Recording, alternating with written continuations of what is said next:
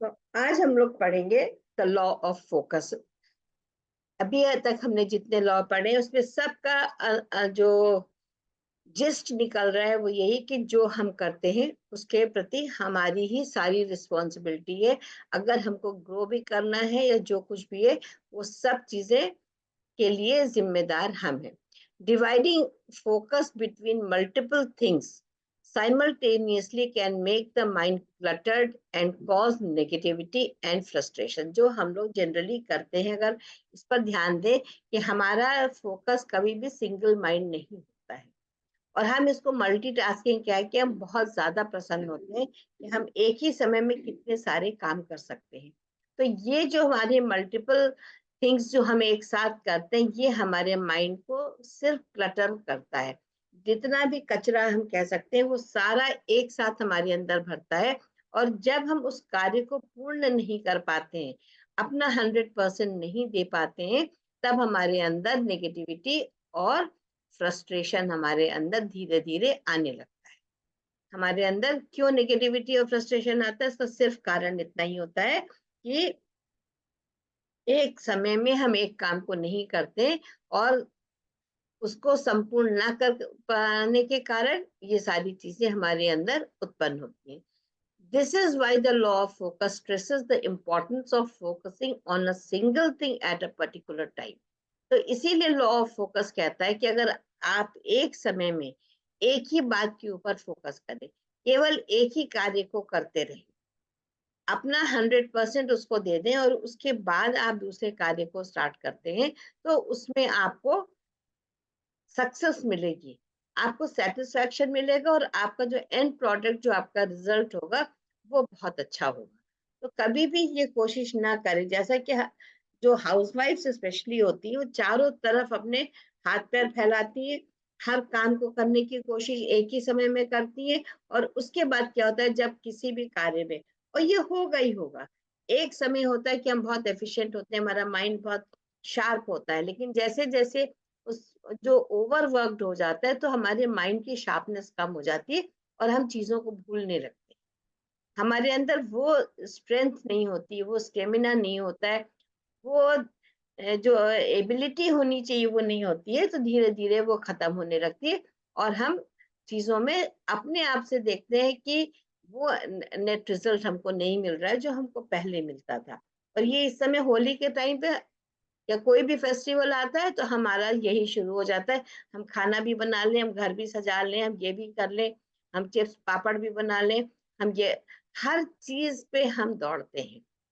और अल्टीमेटली क्या होता है, हमारे अंदर फटीग होती है, हमारे अंदर एंगर आता है, हमारे अंदर बहुत सारी चीजें ऐसी आती हैं जो पहले नहीं आती थी। तो उसका कारण यही है कि जो लोग सिंगल हैंडेड काम करते हैं, उनको ध्यान रखना पड़ेगा कि उनका फोकस एक समय पर एक ही चीज पर हो। If you want to get rid of feelings of regret, anger or greed, you should concentrate on the higher wisdom of peace।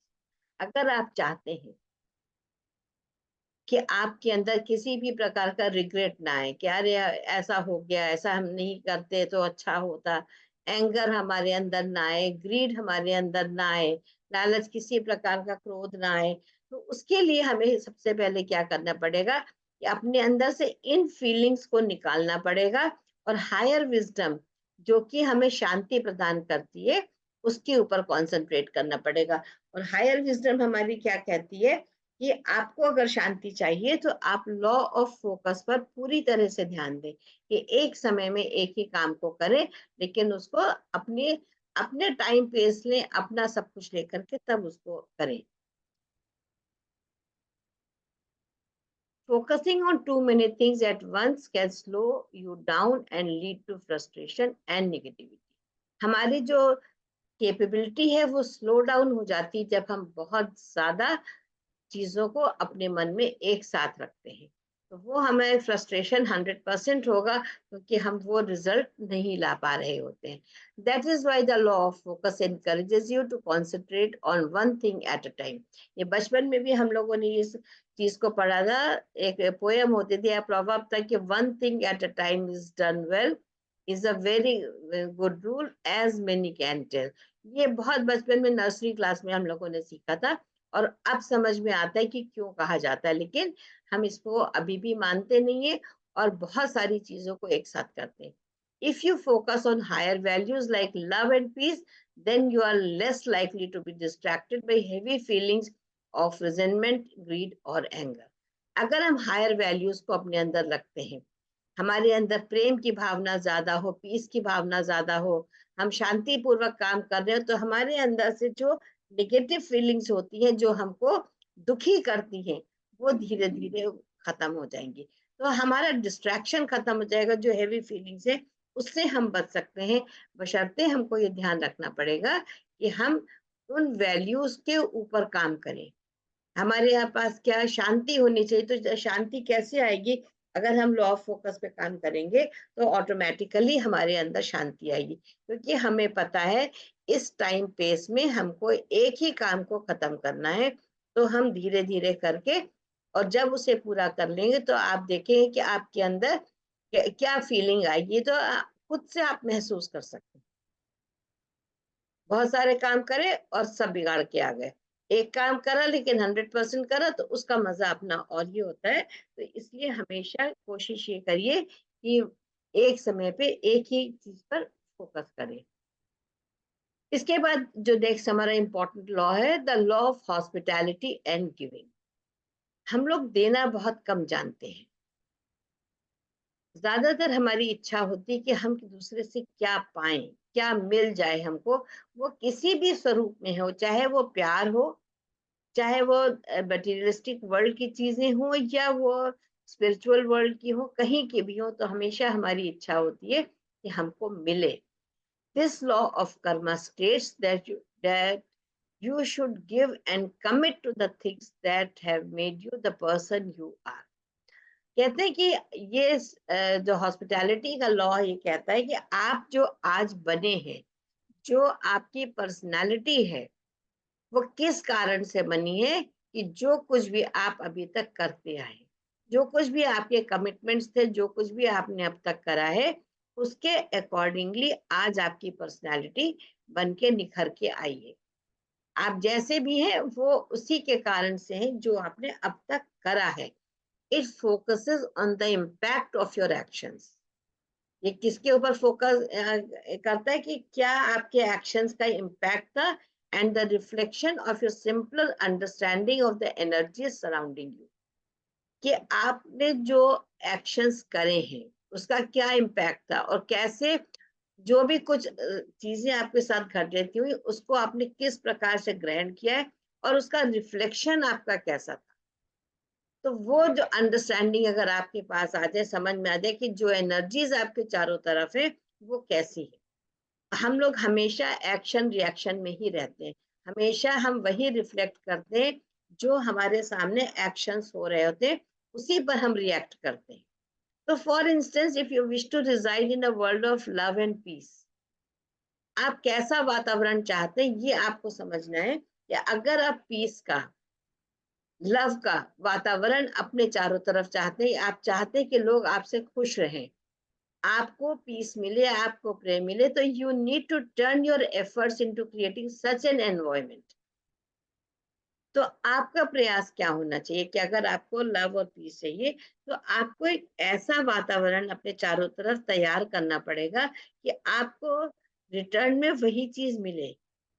अगर आप गुस्सा कर रहे हैं, आप नाराज हैं, तो आप एनवायरनमेंट ही वो क्रिएट कर रहे हैं, तो दूसरा आपको वो चीज नहीं दे सकता जो आप उससे एक्सपेक्ट कर रहे हैं। You must give to the things you believe in. आपको वो चीजें देनी चाहिए जिसको कि आप,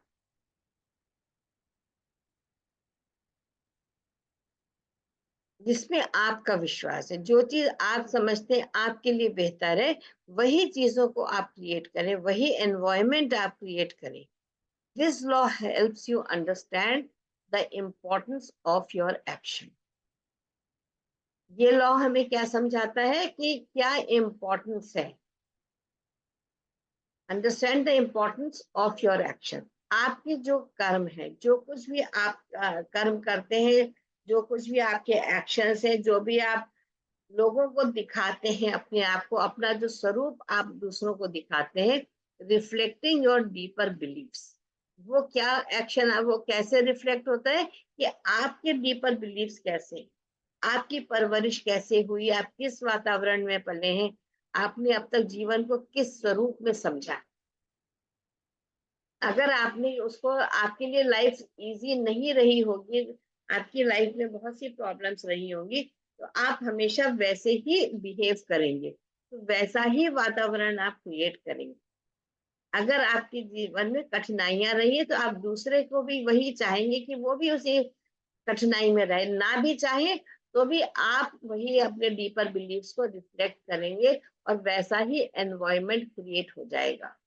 तो ये देखिए ना, क्या जरूरी नहीं कि हर एक के जीवन में केवल प्यार ही प्यार रहा होगा, या जीवन में पूरा जीवन सुखमय ही रहा होगा, कभी कोई तकलीफ दुख नहीं आए होंगे, कुछ घटनाएं ऐसी नहीं घटित हुई होंगी। तो वो हमारे डीपर बिलीव्स को बहुत स्ट्रांग कर देता है। बिलीव्स हमारे जो है वो बहुत ज्यादा हमारे डीप रूटेड होते हैं, और वही हम हमेशा रिफ्लेक्ट करते हैं जब आप किसी से बात करते हैं। कभी कभी आप देखते हैं ना कि किसी से भी बात करें, वो इतना झुंझला के आपको हर बात में जवाब देता है, कोई वजह नहीं है, कोई कारण नहीं समझ में आता। अरे भाई, हम तो सब अच्छे खासे बैठे, और अचानक से इसको क्या हो गया, ये ऐसे क्यों हमसे बात कर रहे हैं। तो ये उनका डीपर बिलीफ होता है कि उनको इतने दुख मिले हुए, इतनी तकलीफें मिली हैं, कि वो अपने आप को अच्छे से उस प्यार के वातावरण को नहीं क्रिएट कर पाते, क्योंकि उनके हृदय में प्यार है ही नहीं। तो ये एक जो हॉस्पिटैलिटी की बात होती है, जो गिविंग की बात है। आप जाते हैं ना किसी के घर, तो आप कहते हैं क्या, उसकी हॉस्पिटल, उसका उसने कैसे आपका सत्कार किया, उसकी आप बहुत तारीफ करते हैं किसी के यहाँ जाके, कि हाँ भाई, क्या अच्छे से उन्होंने भोजन भी कराया, उन्होंने रहने की भी व्यवस्था हमारी बहुत अच्छी करी, हमारी बहुत देखभाल करी। और किसी के घर जाते तो आपको लगता है कि अरे, कहाँ आ गया, लगता है इनके ऊपर बोझ बन गए हम। अपने आप से आप उस चीज को महसूस करते हैं किसी किसी के घर में जाके, और किसी के घर में आप बार बार जाना चाहते हैं, उसकी इच्छा हो या ना हो, उसका बूता हो या ना हो, फिर भी आप उसके घर बार बार जाना चाहते हैं। क्यों जाना चाहते हैं? उसकी हॉस्पिटैलिटी की वजह से, क्योंकि वो इतना आपको पीसफुल बना देता है। उसका घर का वातावरण, और वो वातावरण कहाँ से बनता है? वो हृदय से बनता है, आपके बिलीफ सिस्टम से बनता है कि हाँ, हमको करना है, सबके लिए हमको प्यार देना ही है। So, for example, if you want to live in a peaceful world, you need to focus on cultivating peace for others. अगर आप चाहते हैं कि आप एक पीसफुल वर्ल्ड में रहें, जहाँ चारों तरफ शांति हो, प्रेम हो, ब्लिसफुल स्टेट्स में हम रह सकें, आनंद ही आनंद हमको महसूस हो, जहाँ जाए खुशियां बरसे, हम हर समय मुस्कुरा सकें, तो उसके लिए हमें क्या करना है? हमको पीस दूसरों के लिए भी क्रिएट करनी पड़ेगी। हमको ये समझना पड़ेगा कि जैसे अब तक हमको मिल रही थी ये चीजें, ऐसे ही जब तक हम दूसरों को नहीं देंगे, तब तक वो लोग कभी भी खुश नहीं रह सकते हैं। So this was all for today.